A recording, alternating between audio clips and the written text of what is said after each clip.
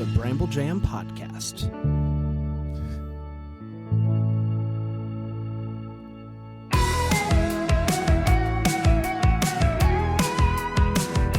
Well, hello, all you wild and crazy kids. Boy. It's good friend Bran. I'm here with Aaron, Dan.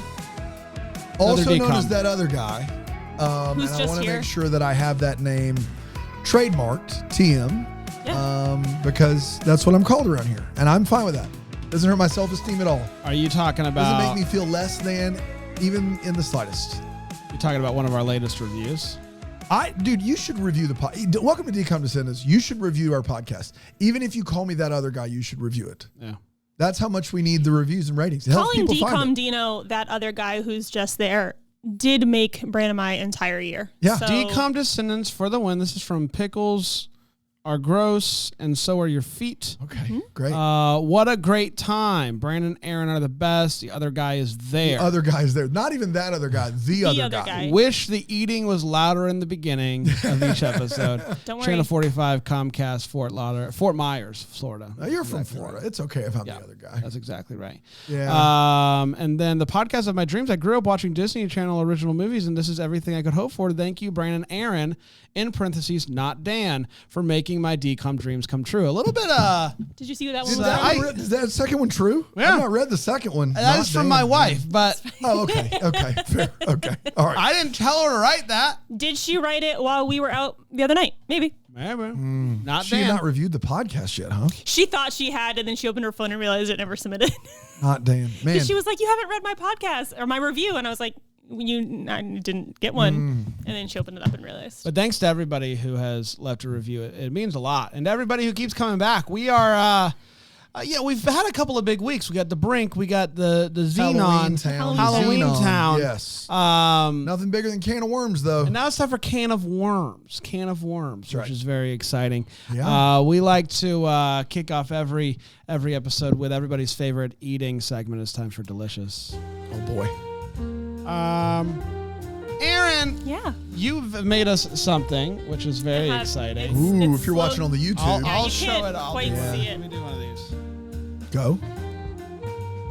Yeah, there's no way for us to tell. That was going to be a bigger problem than we thought. It looks fine. It's slowly got melting, here? but Now, this is a Can of Worms inspired ice cream Oh, dish. I see what's happening here. yeah. Now, I'm going to try to do better here. And You want me to... what is going on here, Brian? I'm going to try to mute for the ourselves vlog? or something. But what is it? Describe it for the people that are listening So and not I watching. was looking at a couple of different desserts options for this week. Before watching the movie, I was entertaining a Jell-O-based dessert. There is a scene in the movie that made me think Jell-O is not the move. So scratch that. Just throw it. We never even talked about it. We didn't say Jell-O. Jell-O what? What? Who?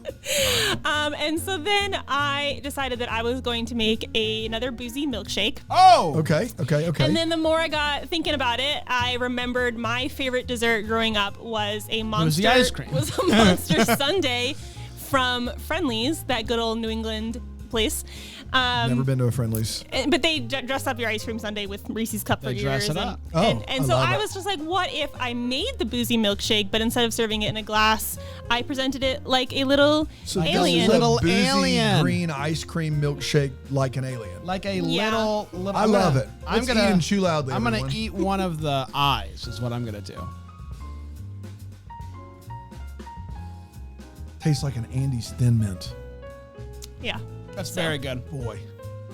Hey, Brian, could you put this in the freezer for me so I can finish it later?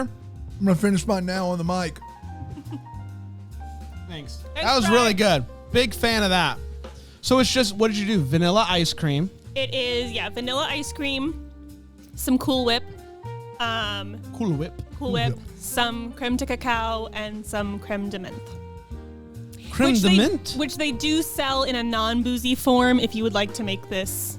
The most dangerous thing about this is it doesn't taste like it has any booze in it at all. It very much smelled like booze while making it, and I was a little worried that it was going to be too boozy. No, And not I'm at all. glad it has- It tastes like you could serve it to kids. That's a problem. Yeah, not Again, it. Friendly's. Thank you for that, Aaron. Really nice work this week. Really nice work. Thank you. I really do appreciate that. Is it the creme de menthe that makes it green? Do a little food coloring. Yes. To which one of the things I said? So here's the thing. Normally you would get the white or the clear creme de cacao, and our local store did not have the clear one. They only had the dark. So normally the mint syrup would make it green and on its own, but because I had to buy the dark cacao, I had to add in some extra food coloring. All right, there you go. So there is some artificial food coloring in there. Sorry, guys. Yeah. All right, let's do this. Let's take a quick break. Polish these off. We'll come back. We'll talk about can of worms. I mean, do you think it's a little too soon? I'm just kidding. Yeah. We'll talk about. We should probably talk about brand producing this show. I think we did this last week. We broke earlier last week, and it felt good. Speaking of breaking things, you want to break another sound bar? I don't need it. Go to break. We'll be right back.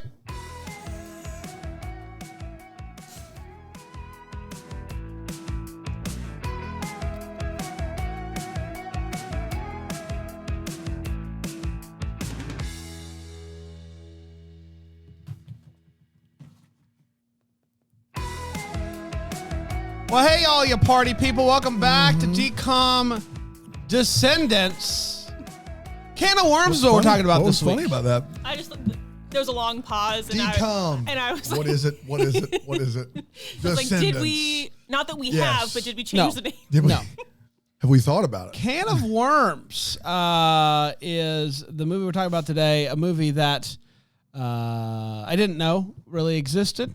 Aaron, you hadn't seen it. I hadn't seen it. None of us had seen it. And trust I me, have heard about it, and I thought the plot line was 100% not what it was. Well, and Aaron, both you and I, as we head into this comm chat, we had both thought that maybe as we watch the movie, something will come back to us. We'll be like, oh, we saw it. Now that we've seen it, that's no one's experience with this movie. Nobody, once they start it, goes, have I seen this before? No. You have either seen it or you have not seen it. Once you see the first creature, you're like, there's no forgetting There are it. some images in this film that are indelible. You're not going to forget them over time. And You're if you just not. somehow figured out a way to forget, Let us know. please let us know. No. Contact us. If it's hypnotherapy, whatever you need to do. the name of your therapist, Yeah. would love to know how that works for you. Now, we talked about, I believe it was during Halloween Town, how many Halloween-themed movies there are. And this one It's at least happens, Halloween adjacent. Halloween adjacent. Yeah. Apparently, it originally premiered on April 10th, 1999. It's almost like they weren't even confident in this movie. I don't know. What were you saying, Aaron, that this movie premiered and then didn't play again until 2015 or something? Yeah. What? Because I was like, why haven't I seen this movie? As someone who watches a lot of DCOMs, Right. I can't imagine that I didn't even start it ever. Like, why? I just never seen it. And so when I was looking it up, it aired in 1999, and then Disney did not air it again until like 2007 or 8. Yeah. So, Well, so if you saw it in 1999 and none of your friends did, you Good had luck. a Convincing good Good luck there. you had almost 10 years You were where up people the creek. thought Yes. fever dream. that's Yes. exactly right.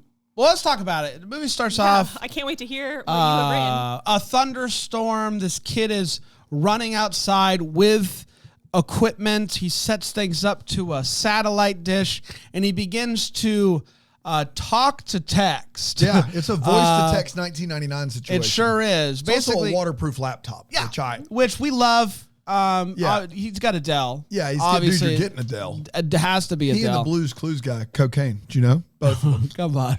Did it together. Don't talk about Steve that way. They both did cocaine together. The Adele guy regularly. absolutely did. Steve would never. How both dare together. you? How dare you? They're both together. How dare you? On the back of Adele. That's up there on most offensive things Dan has said on this podcast. So basically, he's transmitting to space this whole thing about how he doesn't belong here. He's being held against his will. He's asking the universe for help. And at this point, I think we're all thinking, okay, this is a movie about an alien that gets sent to Earth to see if it's like somewhere where he can live, and blah, blah, blah, in the body of a teenage boy. But what's his first name, Mike? Mike. Yeah. Yes. Yeah, that opening scene was like, all right, he is an alien. I'm on board. Right, 100%. Or at the very least, this is like something massive has happened sci-fi wise to where we get to this point. Right. That you had to think that. You had to it's think a that. very intense The opening scene. is gripping. Yeah. It is of its time, but it is 100% when the 2 weeks earlier flashes up on the screen after that scene. Right. All of us, I think, were very in at that point. Absolutely. It gave me a lot of like Back to the Future vibes. Yeah, And absolutely. I was just really kind of in for what Mike was going to do.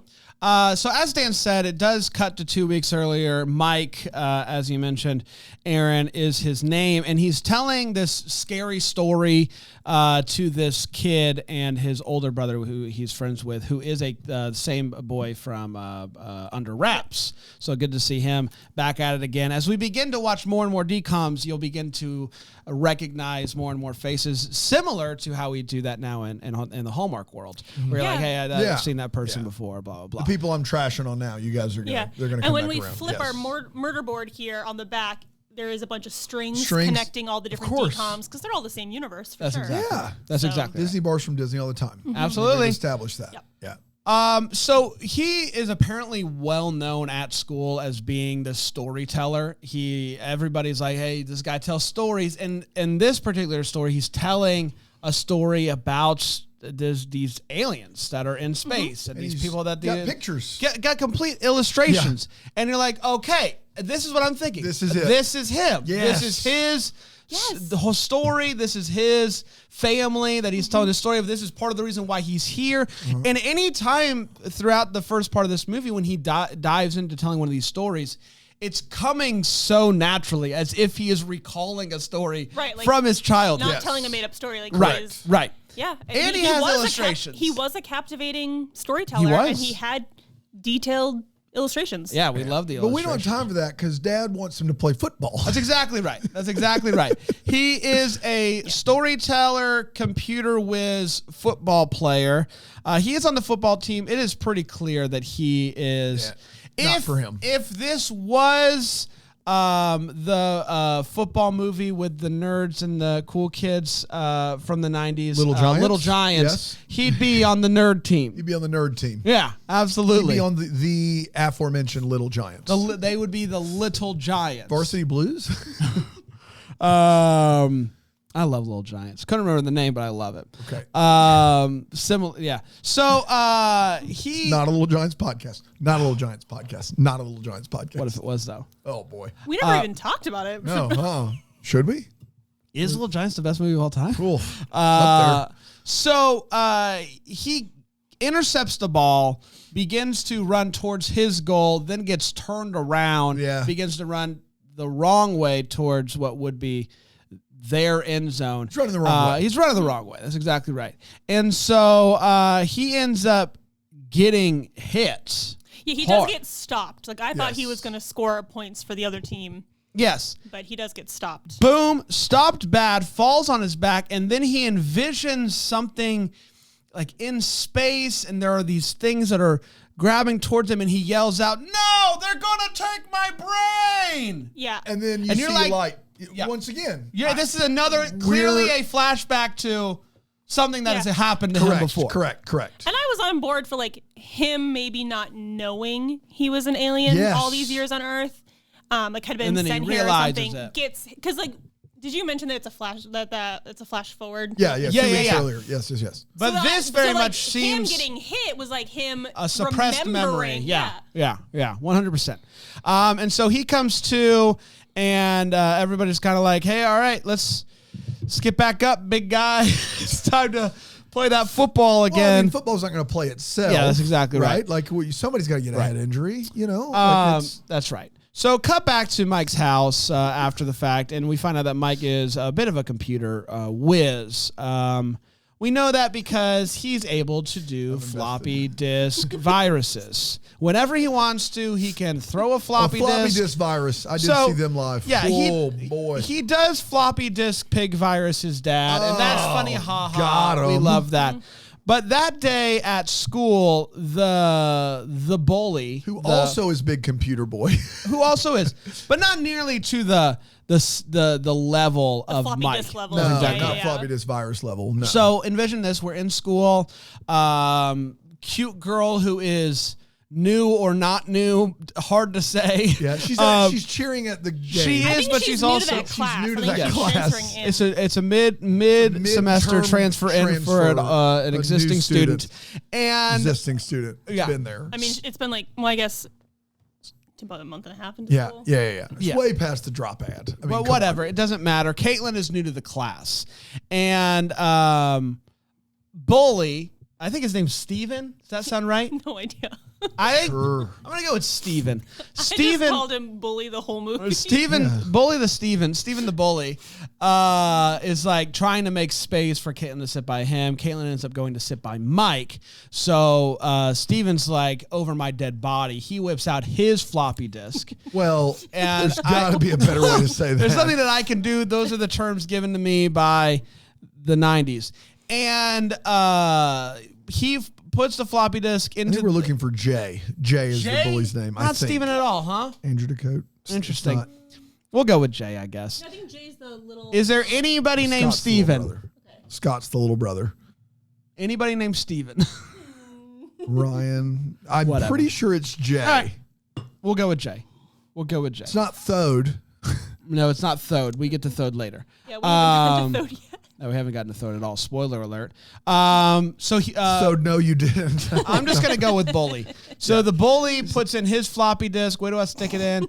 And I just think there's got to be a better way. He is able to, upon putting the floppy disk into his computer, able to send a virus. Scott is the name of the bully. Steven Scott. I feel better now that it's Scott, not Jay, because somehow I got Steven from Jay, which is impossible. Scott, I can do. Okay. So Scott sends the virus to Mike's computer. Mike is like, as if he shoves his floppy disk into his computer port and then sends a video to everyone showing that Scott is a little baby boy. And embarrasses him. Is a pig. There's pigs and Photoshop. It's a very elaborate prank. We love it. And Caitlin also is kind of like, all right.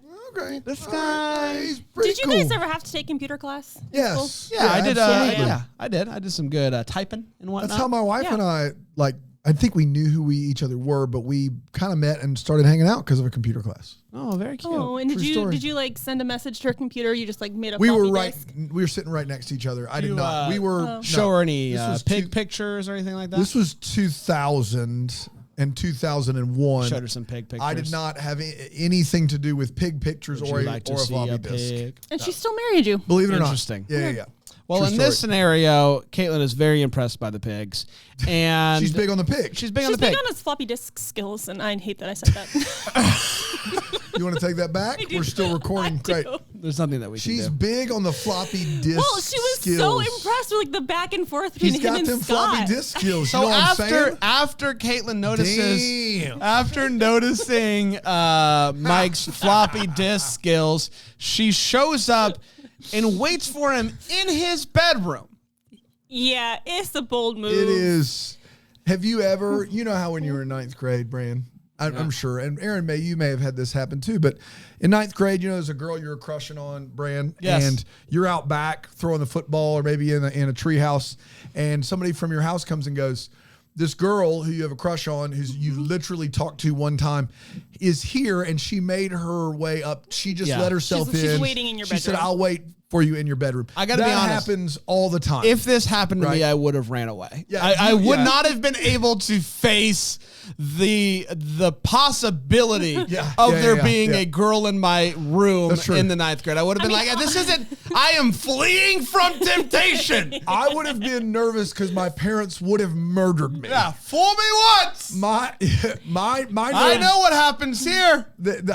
I would have been like, my mom and dad are going, like, it's just, they're going to find out. They're going to find out. Well, as a girl, I cannot imagine being in high school and ever having someone in my family be like, hey, that boy that you like, he's waiting in your room. Like, I can't even say the sentence without it being like. But I'm pretty sure it's 9th grade. So it's different than like junior or senior in high school, which I think is still crazy. It is still 9th grade. It's innocent enough. Sheesh. But it's also at that age, like, you're just weird. You're still like basically middle school. You're weird. Yeah. Like, I would have ran away. I would have been like, I can't handle this. I can't handle this. I'm running away. And someone who's never been to your house before, it is a bold move. It's a bold move. Yeah, I'll go get him. He's in the treehouse. If you just want to head upstairs to his room, I'll be right back. The most unrealistic part of this movie, and it does feature a green jello blob chawing through a cob of corn. We're not there yet. The most unrealistic part of this movie is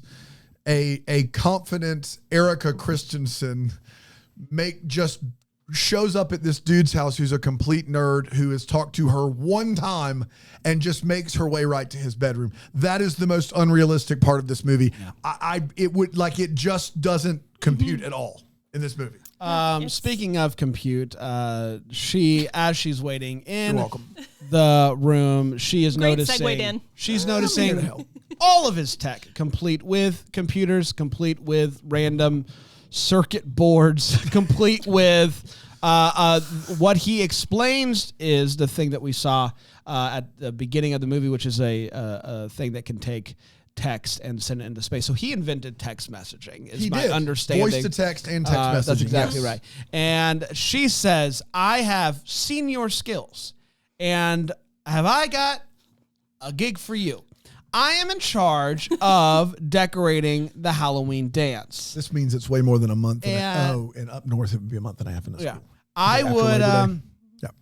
Sorry, go ahead. I would really appreciate if you could come and do bring your tech skills, wizard skills, to the Halloween dance and just put some together that really makes the Halloween dance pop. Yeah. And they do. They work together to put together this big display in the middle. It is like a Lazy Susan of weird old tech. It's weird old tech Lazy Susan. Yes. Yeah, with spotlights and old projectors. There's a full film reel that's going. Yeah. It's pretty awesome. The rest of the decorations, I fully understand. They automate like skeletons and bats to fly around the gym, and it's really cool. The main centerpiece, that's the confusing number here. And it's really cool. Don't get it. Also, why? I was in on it. I thought that was cool. I thought it was like weird. I don't know thematically how it works there. I don't know. But it's like a disco ball. Yeah, it is like a disco ball. Putting it in the middle of what is supposed to be a dance floor for like 100 kids. Dance around it. Yeah, we've seen nothing's gonna go wrong. We have seen 100 Christmas dances on Hallmark Channel with Christmas trees in the middle. This is the equivalent of the Hallmark Christmas tree in the middle of the ice skating. When you put it like that, this makes more sense than that, though. Yeah. So the day before the dance, they're doing the finishing touches. Scott comes in and is like, "Hey, Caitlin, we're gonna go get a burger. You should come." And she's like, "I could eat." And then she's like, "Come on, Mike." And he's like, "I didn't invite Mike."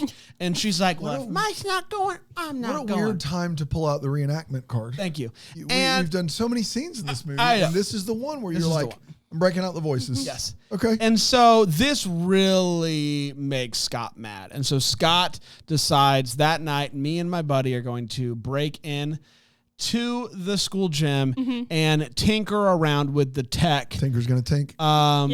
What I would assume to be a tinker that would cause the equipment not to work. That's Go ahead. There's a scene before that where he goes in and he sees the decorations and it all clicks. It's like a beautiful mind with all those things.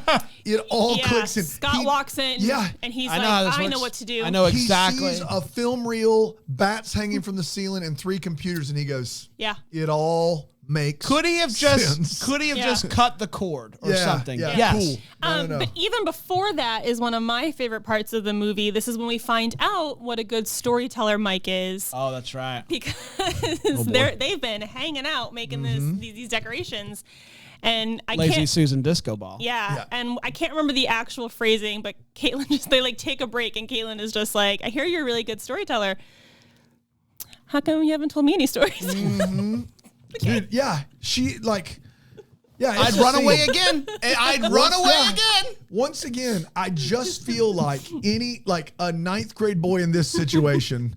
It's alone in a gym, no other decorating committee. Into existence. He's like, man, that Erica Christensen really would love it if she was my girlfriend. And then she is so forward, he is peeing his pants. Yes. Like he's like, 100%. Stories are cool. The face he makes when she declines going to get a burger with Scott because Mike's not invited. Right. The face he makes is, I just peed my pants. That's the most realistic thing that he does in this movie. Proceeding to be like, I got a few stories I could tell you. Yeah.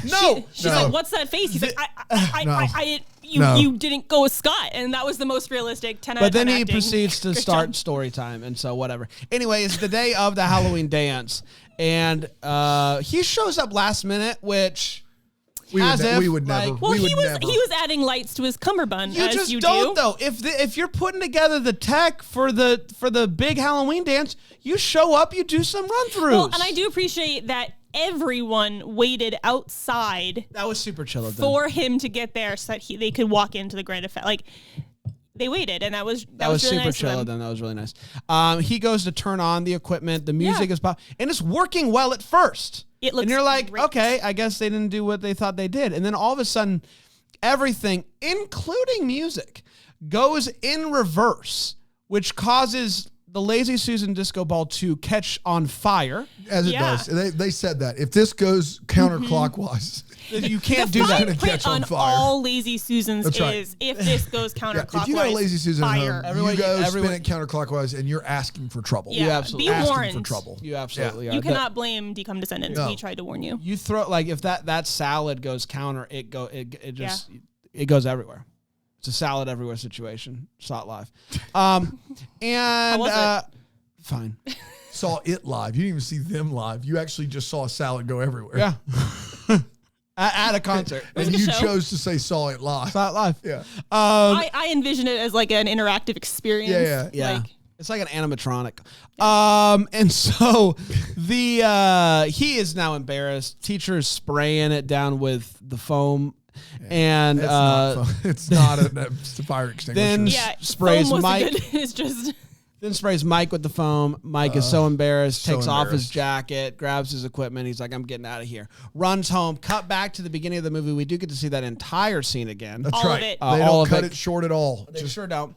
But what we do see this time is when the signal shoots into outer space. When lightning strikes. When lightning crashes, the signal goes up. And it is good for a little bit, then boom, crash, the satellite dish is ruined, and blah, blah, blah. And he's like, well, dadgummit.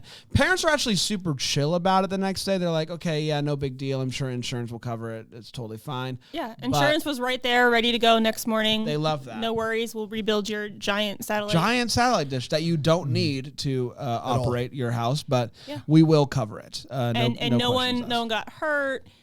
Insurance is always there for you, you know? Yes. Mm-hmm.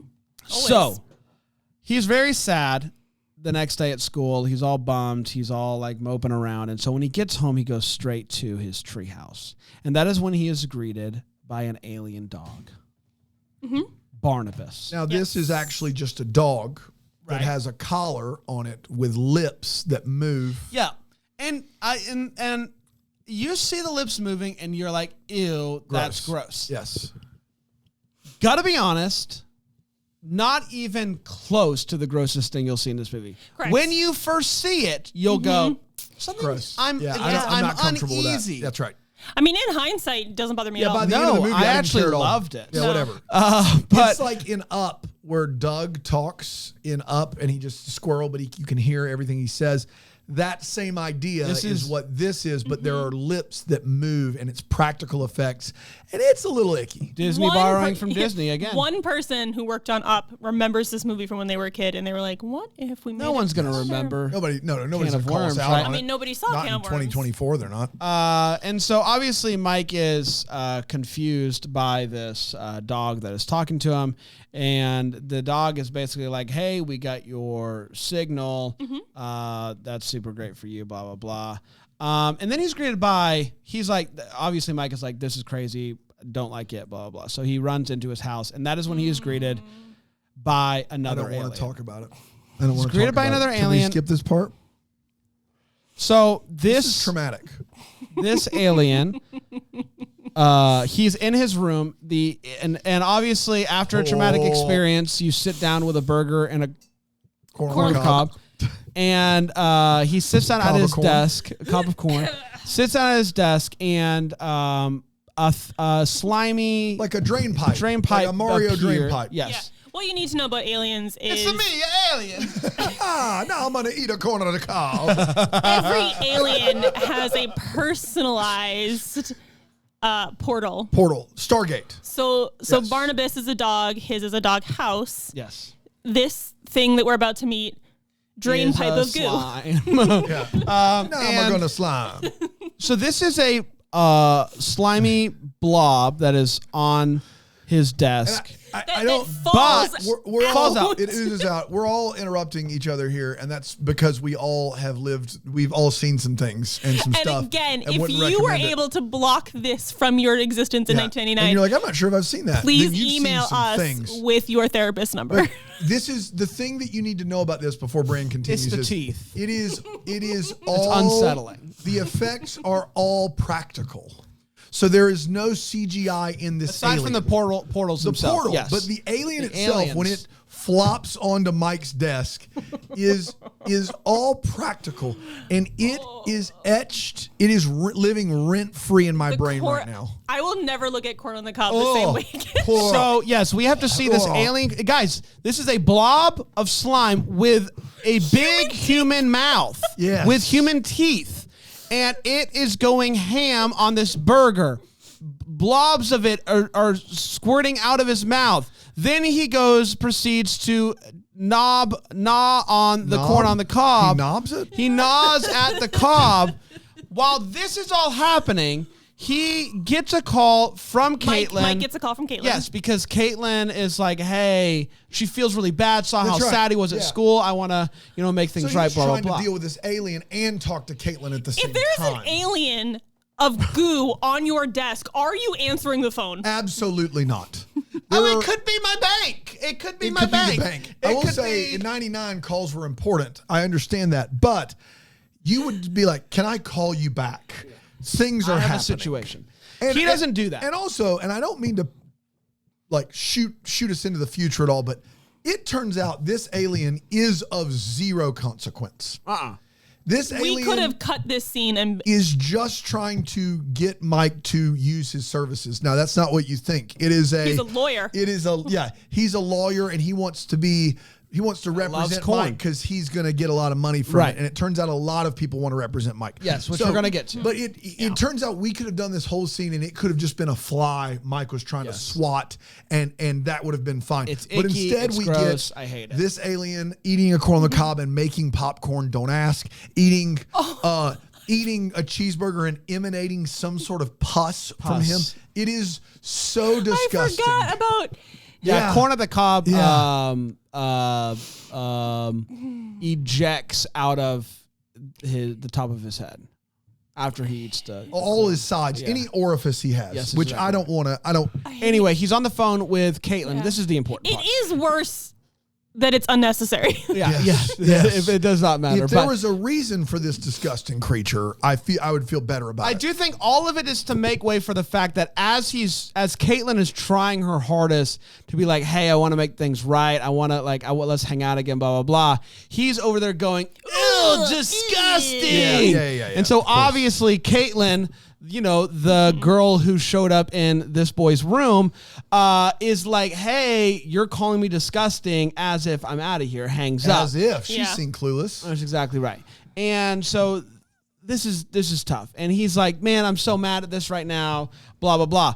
And basically, the dog shows up to explain that when he shot his message into space, it signaled to the rest of the universe that planet Earth is now at the level technologically to be open to whatever else is happening out in outer space. Right. As of now, Earth has been a protected planet. Because they were seen as primitive. That's and exactly so right. you, as a superior race, cannot overtake a primitive planet. But the fact that he shot signal into space proved, hey, they finally made it. There's a case that's going to go before some galactic universal empire, and it's going to determine if Mike can move along and Earth is protected or not. Yes. Basically. Yes. So, there's, more aliens and whatnot. At one point, he does show up to Caitlin's house to try to make things right again. There's another weird alien. Alien with, like, things like this coming out of the eyes up here, blah, blah, blah. Oh, that one. Yeah. And once again, Caitlin, Jim of a human, he's like, hey, I want to... She's like, I don't want to talk to you. And he's like, I want a second chance. And she's okay, like, fine. Bet, I'll be right down. And in between... God, she's second... for a 9th grade boy, she's the perfect human being. Yeah, bet. The legitimate perfect human being. Absolutely. He should propose and just lock that down. He should 100. There's no way it's going to get better, Mike. That is unbelievable. And so while he's waiting for her to floppy disk computer, come down from what a pig says it, oink oink. Will you marry me? I know you're big on the pig. That's exactly right. And I'm big on skills on point. And I'm big with the floppy. How'd you guys meet? Well, let me tell you about his floppy disk. That's right. Floppy disk. And so she's coming downstairs based off of the time it takes her, could be 16, 18 floors. And in this time period. I'll be right down. 7 minutes. She lives in the Empire State Building. Yeah. And she is taking the stairs. Coming downstairs, having a good time. And this alien, as she opens the door, freezes her, transports him across the street so he can try to sell. Same bit. This one is like, I want to be your entertainment agent or something. They're going to make a TV show on his life of being like trapped on Earth or something. And he's like, yeah, I'm going to be your agent and we're going to make money. Yes. So, basically, Caitlin finally gets unfrozen, and he's not there. So she's like, as if again. Now I got to climb all these stairs again. Fool me twice. The whole rest of the day. Of course. And so, so then the kid that loves to hear his stories, his friend from under wraps, his little brother. Yes. Shows up, and. As you can see on our diagram here of characters. The dog had just told Mike, hey, creatures have come. The scariest creature is still to come. And we've undersold the dog. The dog's around pretty much all movie, kind of connecting plots together. And it is voiced by none other than the venerable Malcolm McDowell, which is just crazy to me. We forgot to mention that Malcolm McDowell is voicing this character, and he does come along and he keeps warning him of these things as they're about to come. So go ahead. Yeah. So it happens very fast. The scary creature, little kid shows up. Scary creature then reaches its very long arm out of the treehouse, pulls up the kid. He has now pulled him into that universe. So what does Mike do? Mike has to assemble the Avengers of floppy disk nerds, and so gets under wraps kid to join him.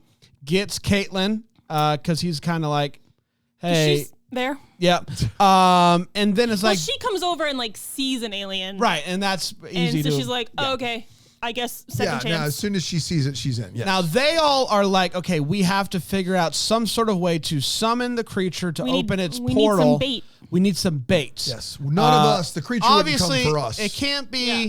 It can't be me because I'm the main guy. It can't be under wrap kids. It can't be Caitlin. We're the mains in this. Yeah. So let's get the bully. So they send under wraps to go and kidnap Bully, and not kidnap. Really, it's not good. Convince him to come with him. He starts with a mask and then gives up on that bit pretty easily. He's trying to convince him that he was gonna prank him, but actually he wants to help him prank Mike. Yeah, and he's like, "I'm in for that. Let's go get him." Yeah. He goes over. It's like, surprise. We need you to go through a Stargate into another dimension to be held captive as bait so that we can snag this sucker. Right. So that's exactly what happens. But right when Steve shows up into the treehouse, the portal opens up, boom, grabs him, and it stays open long enough for the rest of them to jump through. But not into the prison. Not into the prison. You got it. So Story Boy and Bully are in this prison. The prison is Mike's backyard, but just you can't get out of it.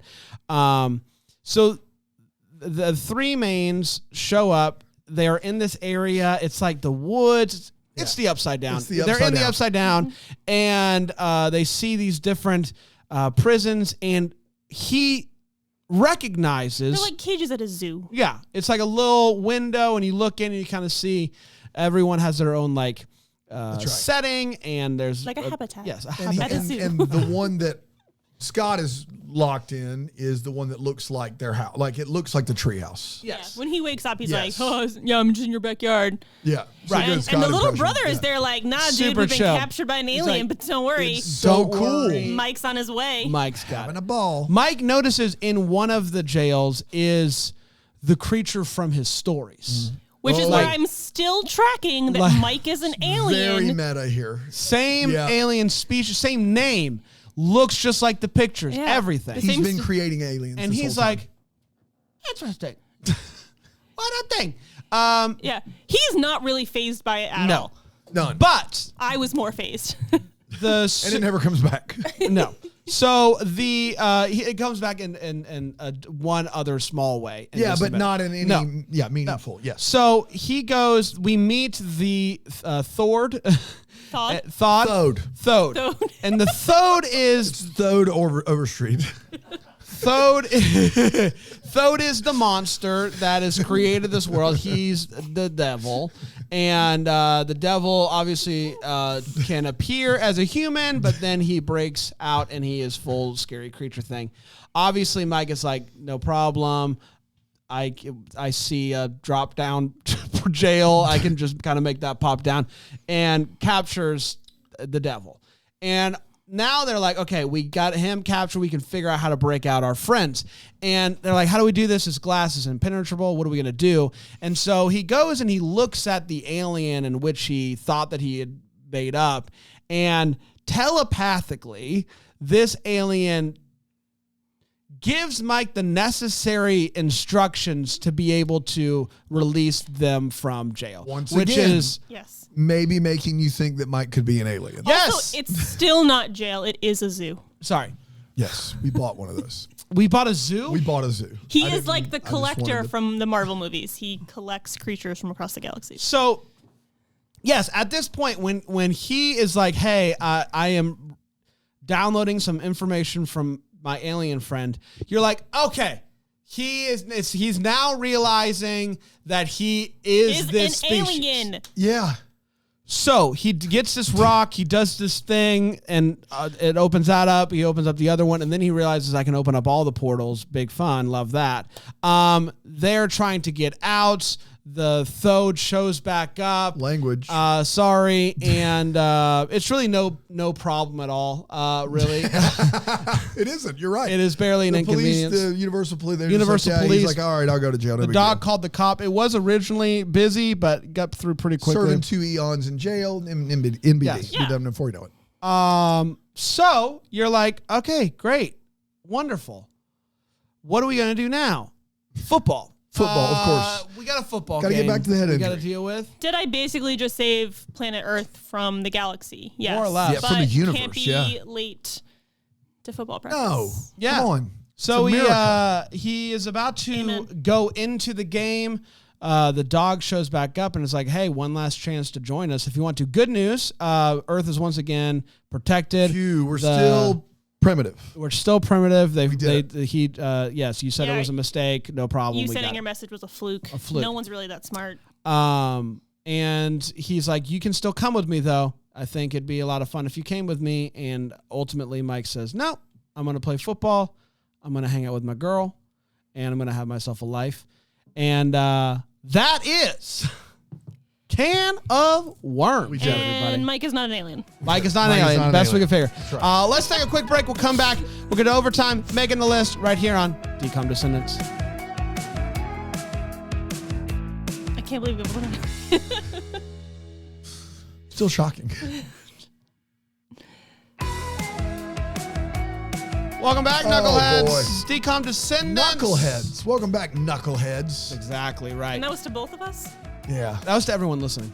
Oh, okay. Okay. Oh, well, our listeners are called the Knuckleheads? That's, maybe like, we got the double deckers for like the Hallmark the Knuckleheads. Fans, of course, it makes a lot of sense because Knuckleheads. Yeah, because Knuckleheads. Because when you say decom, it's a lot of the similar letters. Let's talk about Can of Worms. It is time for overtime.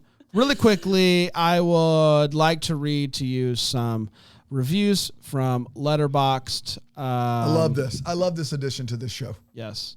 Let's see here. This movie birthed the inspiration for the hot pink fish from Shark Tale, Doug the talking dog from Up, the tree house from Hereditary. Wow. Jim Carrey, the entire setting for Jurassic Park, Megan from Drake and Josh, the Pillsbury Doughboy. Oh my goodness. The Death Star from Star Wars, Voldemort's nose structure, Dan Schneider's foot fetish, Goosebumps. Thank you. Oh my for goodness. that. Not entirely wrong.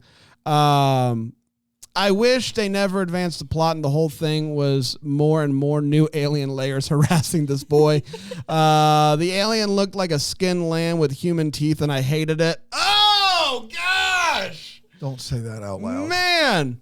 And then Allison says, this is my boyfriend's favorite movie. Break up. Dump him. Break up now. Dump him. Break up now. You cannot survive that. I have never heard a bigger red flag in my entire life. Yes. As a woman in her 30s who has been on many an internet date, dump him and run.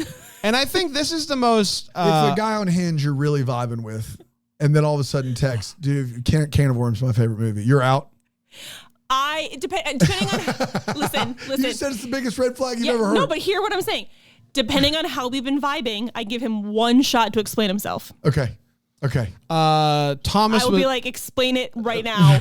And if I can't even think of what would be a good enough answer for me to keep the conversation going, but it would have to be amazing, or otherwise it'd be like blocked. Yeah. I would report him for harm. I do want, thanks to Thomas for reminding us that one of the aliens wants to bonk the lead human, and they kind of brush it off as if it's nothing. That's accurate. And I think also strange to have Rick and Morty episode without Rick. And this is the most like, a lot of people are just like, man, these are great. Man. I thought that this was a dream until I found it on Disney Plus. And now I know not. There was a lot of that. A lot of that. And so those are what the people think on Letterboxd. What do we think here? How did this movie, how did it handle the 25 years since it originally was released? Quarter of a century. Is it holding up? Let's find out. Aaron, what'd you think of Can of Worms? Yeah. So I have never seen this movie before. If I have done an amazing job. Disassociating from it. Yeah. But so I don't think I've ever seen this. My whole life, there was like a book where a kid like makes cookies with bugs, like beetles. I can't remember what that is. My whole life, this is what I thought that movie was. Like, I thought he did something with worms. So I clearly have never seen this movie or even knew what it was about. There were no worms in the film. In the entire movie. It literally is that he has opened a can of worms in the universe of problems. Figurative can of worms. A figurative can of worms. And I just, for 25 years, didn't see it coming. Yeah. I think without one particular scene, this movie wasn't bad. I think it would have been better if Mike turned out to be an alien. It would explain a lot of so much questions, because there's a lot of things so that weird as that he's not. As you're thinking he's an alien throughout the movie, there I are have a things, theory on that. There are things that I didn't question at all. But then when you find out that, like, no, he is just human who's just a little different, I was like, okay, well, I'm going to need us to go back up and, like, explain some things. Yeah. But overall, not a bad decom. Not a bad decom. Yes, I agree. It is a very hard movie to, and we'll talk about it in the next segment, to figure out where to put it in the rankings. Oh, my goodness. Because of Really how hard. gross it is. Because it actually is pretty good. Like, it is entertaining. The start of this movie is as gripping as we've seen in one of these movies. Like, the cold open of this movie is like, you're like, I'm in. I can't wait to see what happens. And then the slime boy shows up and you're like, uh-oh. That literal one scene. Uh-oh, we've done it now. It's tough. It's going to stick with me for a long time. It's going to stick with me for I'm hoping it doesn't stick maybe with the me. rest of my life. And I'm bummed about that. I'm bummed about that overall. I thought that the kids were good. The two leads, mainly Mike and Caitlin, were solid in this movie. They were a lot of fun. And I just think, let's maybe just ditch the teeth, and we could have ourselves a quality film. The teeth are gonna affect this movie more than I think they I don't think it's what they wanted. Scariest if I saw this movie when I was 9, Nightmares, or when it came out when I was 7. So let's say gosh, I would have had nightmares. Yeah. And the fact that it didn't air again for another 8 years would only play into that nightmare, because it's like, maybe this is all real. Yeah. Maybe I'm Mike. Maybe this has all happened to me one night. And so I am left with a lot of questions. I'm left with a lot of confusion. I'm also left with not a bad movie. Yeah. Wow. Dan? Nicely done, Bran. It's like you wrote that. Thank you. Yeah, so I think the thing about this movie that stuck with me, aside from the just general grocery that is the Groceries? Harris Teeter. yeah, that is the green slime alien scene, and the two eyes. You take that back. The two eyes on tentacles scene. Those two scenes are just really gross. But the thing that I couldn't stop thinking about is this is a movie about adolescence.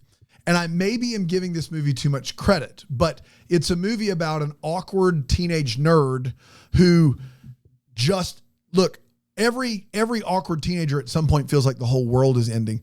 This dude has a girl that is super interested in him, that is way out of his league, and he still thinks that the whole world is ending. And when he tries to do something to showcase that, he thinks he's ruined his parents' house, and then it turns out he may have actually literally ended the world. So his figurative end of the world is manifested into a real end of the world. And that is how a lot of 14, 15-year-olds feel. And then it's all of these people, all these aliens trying to pull you in the direction that helps them and not you. And it makes you feel like an alien. And this movie is trying, maybe I'm giving the movie too much credit.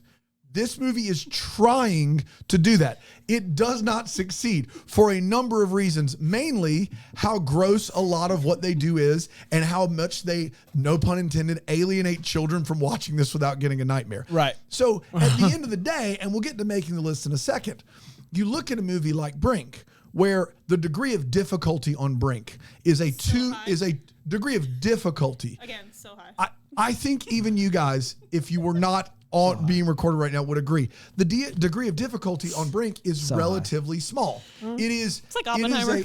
It is a 2 or 3 of 10. But in that degree of difficulty, they score a 10 of 10. It's an easy movie. You can make it out of spare parts. Brink?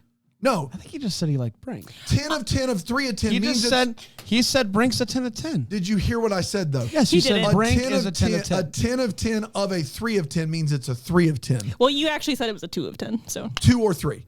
What I'm saying is you make that movie, Brink, you could easily make with spare parts. Like there's a father-son scene, there's two rival sports teams, montage, skater talk, and you have a movie. This movie, the degree of difficulty, at least in the way I've interpreted it, is like a 10 of 10. Now, do they get anywhere near scoring a 10 of 10 on that degree of difficulty? Heck no. All kinds of problems. We don't know if he should be an alien or not. Malcolm McDowell is a talking dog. All kinds of issues. So it's hard because Brink obviously sticks what they're trying to do better, but this movie is, in my opinion, trying to be and do so much more than that. And it's going to stick with me, but I don't know how good it is. And I got to be honest, I already changed Brink last week on my ratings. So where this appears in my making the list may not be where it ends up. That's what the other interesting thing about this movie. I can't believe it's your number one movie. If as you're kind of making these like, hey, this is like this is what a teenager feels like, blah, blah, blah. One of the things that this movie actually nails is all of these aliens that are coming from advanced technological planets, they're predators. Yes. They are people that are trying to take advantage of him. Of a child. And honestly, not that far off. Like, as technology has evolved here, it's just constantly just trying to take advantage of you. Yeah. And so an interesting message from this movie that I don't think they, in their wildest dreams, could have possibly been like, yeah, this is what we're going for here. Do you think that I'm way off base with the teenager thing? No, I don't think it's way off base. Okay. I don't. We'd have to ask somebody who made the movie. I bet you the book is about this. I bet you the book is about being like a tween or like a 14-year-old. I am going to try to get, I don't, like, who should we even get? To, like, would it be a director that would decide how scary to make the these? Book? Oh, I don't know. Like, how I want to talk to somebody who was involved in the making of the movie because just an interesting choice to make these aliens as intense as it's they a were. 3-part series there you of have books. it. Well, maybe we were waiting on Can of Worms 2 and 3. That's what we're waiting on. Aaron, by next week, could you read all 3 of those? That'd be really great. Let us know the meaning of life. It's time for Making the List. It's where we talk about where this movie is landing on our list. And for the first time, we now have more than 5 movies. Are we doing top 5? I thought we were doing a top 10. I think we could do top. We're finally at like starting to like get some disparity here. That's exactly right. But yeah, since it's just 6, I think we could at the very least go. Yeah, I think 10 is a good. Yeah. Aaron, what's your list? Here she comes. No, I'm looking at mine and I don't know. I have been thinking and praying about this for a while. Yeah. I think. I can only imagine. No, we did that today already. No.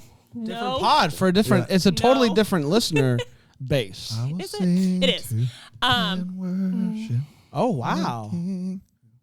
Okay, I have been thinking and praying. I've been in my war room, calling lifelines. Without a certain scene, I think my overall rating of this movie is much higher. But when I'm thinking of like, would I want to watch this movie again? A lot of it is like, yeah, I would watch it again. And then I remember that one scene and I'm like, I don't know. But anyway, so I start at 5? 6. Go ahead and start at 6. 6, you lucky dog. It's got to be, right? 6 is you lucky dog. Yeah. 6, you lucky dog. I think we all should be there. Nope. Brand's a heretic. We all should be there. 6, you lucky dog. That was part of my thing I was like, nothing like gross happens in You Lucky Dog, but also nothing happens in You Lucky Dog. I've got a Kirk Cameron pelvis shaking scenes that are uncomfortable. Corn on the cob. Yeah, no, it's not as bad, but it is disturbing. No, I get that. And disgusting. I mean, he is shaking his corn on the cob. One of them is more disgusting. You know what I'm saying? Floppy disk. Number 6 is You Lucky Dog. And then I had to think and pray, but the fact that I had already forgotten we watched this next movie kept it at number 5. Okay. Under Wraps. Under Wraps. When I was adding Can of Worms to my list, I saw Under Wraps and went, oh yeah, that's a movie we watched. Yep. So then it just stayed at 5 because if you're not memorable. In Under Wraps' defense, though, we did watch that a few months before we even started the pod. Correct. Because we wanted to kind of test things out. Yeah. So. It wasn't a few months. It was maybe like 1 month. It was more than. It was 1 not month. in 2024. It was in 2023, Aaron. We are in February. I don't know when we are. We did that in like November of 23. Okay, you're saying from this point. I thought you said from when we started the pod. No, I was like, no, it wasn't months ahead of that. Okay, great. We're all on the same page. It may have been months before we started it. Oh my God, it's not. I forgot what number I'm at. Number 4 is Can of Worms. Yeah. 3 is Brink. 2 is Xenon. 1 is Halloween Town. There you have it. I'm not far off. Obviously, I have the right 6, bottom you lucky order. dog. 6 Under Wraps, 5 You Lucky Dog, 4 Can of Worms, 3 Xenon, 2 Halloween Town, 1 The Holy Grail of Brink, in your the heart 10 of 10. and in your mind, Yeah. Brink. I forgot about Under Wraps, but it was still a more enjoyable movie than You Lucky Dog. Yeah. You Lucky Dog is 6. I will take no other answer. And from there, things get tough because at one point I had Under Wraps ahead of Brink, and then last week I moved Brink back ahead of Under Wraps. That's exactly right. You listen to the spirit. I'm proud of you. And then you have Can of Worms in this, and it makes it a real can of worms. It is a Can of Worms. My thing is that here's my problem is that I think Can of Worms is a better movie than Under Wraps for a couple of reasons that Aaron already mentioned, but also because it does all the things that Under Wraps does with the kids and the hijinks and stuff, but it's more memorable. And even though it makes very little sense. And so as of right now, But the story of Can of Worms in and of itself is better than Under Wraps. Correct. Like, it is as well. Yes, it's way better. I mean, at the end of Under Wraps, you find out that there's like 2 mummies that want to be together or something. Yeah. It's weird. Oh, How to Eat Fried Worms is what I always thought. That's exactly what I thought this was. That's what I thought this my whole life, and I was like, I don't want to eat fried worms. So my problem is this. Sorry, I'm trying to find the book. And 100%. I had Under Wraps ahead of Brink because of the hijinks and the practical effects, and then I switched it because I was like, Brink did what it did well, even if what it did was easy. Hey, My Dan, problem is, yes. turn it over. Turn whatever. Turn it over. And switch. Nicely done. My problem is I feel like if I have Can of Worms ahead of Under Wraps, I need to also have it ahead of Brink. And I just can't do that right now. That's right. I would not watch Can of Worms again before I would watch Brink again, even though I think what Can of Worms is trying to do is way more difficult than what Brink is trying to do. So, with that being said, my order is the exact same as Aaron's. You Lucky Dog 6, Under Wraps 5, Can of Worms 4, Brink 3, Xenon 2, Halloween Town 1. Wow. How about that? That's what we got. How about that? So it We're sounds like having there's ourselves one a correct good time. list. There is a correct Decom Descendants list. And then there's a There is delusional a list. dissenting list that is filled with childhood dreams. Yeah, man. I'm a decom descendant, B. I'm also going to throw it out there to anyone listening. If you have a copy of Can of Worms or number 2 in the series or 3, and you want to send it to us, let me know. We'll take it. You can't find the books anywhere? I can't find the books on Amazon, at the physical library, or... It's not at the physical library? Wow. No. Wow. It brought up How to Eat Fried Worms and a bunch of other books about actual, like, nonfiction books on worms. Has to be a way to buy these books. But I'm on Amazon. You're on the thrift book. You're on the thrift book. I'm sorry. I went to two different libraries, and But this is only the first one. I don't know about the... 2 and 3. And I'm on Amazon. And 2 and 3. There they are. Anyway, give us a shout. You can reach out to us if you want to. Find us on the social media. at Decom Descendants. That's exactly right. You can, if you don't want to do that, you can go to decompodcast.com and all that information is also there. And you can contact us via that website as well. You can leave us send a us- rating and review. I mean, please do it. Even if you're going to hate on me, that's fine. Just leave us one I anyway. think it's more than fair. Aaron, what do we got next week? the 13th year for real this For time. reals this time. That's Are exciting. you sure it's not Luck of the Irish? I feel like I've heard that one. You guys both sound like I'm sorry. Do we get to Luck of the Irish? Is Luck of the Irish in March? I don't know. Made too much sense. I don't know. All right, we gotta go. We gotta go. We've up Luck of the we're up Irish against until it. 2001. So Oh, no, we'll have to do the math there. Yeah. Anyway, we'll be back next week with 13th Year, a movie all about, Dan, you tell them? 13 years fighting out for the championship. It's more aliens. Ugh. Just kidding. There is a championship of sorts. They're people that are stuck at the age of 13. They go back in time to the year 13. Oh, wow. And the spirals. Anyway, we got to go. Bye, everybody. Keep decomming. Decom Descendants is a Bramble Jam podcast that's produced by Brandon Gray. For more information on Decom Descendants, you can go to decompodcast.com. You can follow us on the socials at Decom Descendants, or to see how you can watch these movies live, you can go to BrambleJamPlus.com.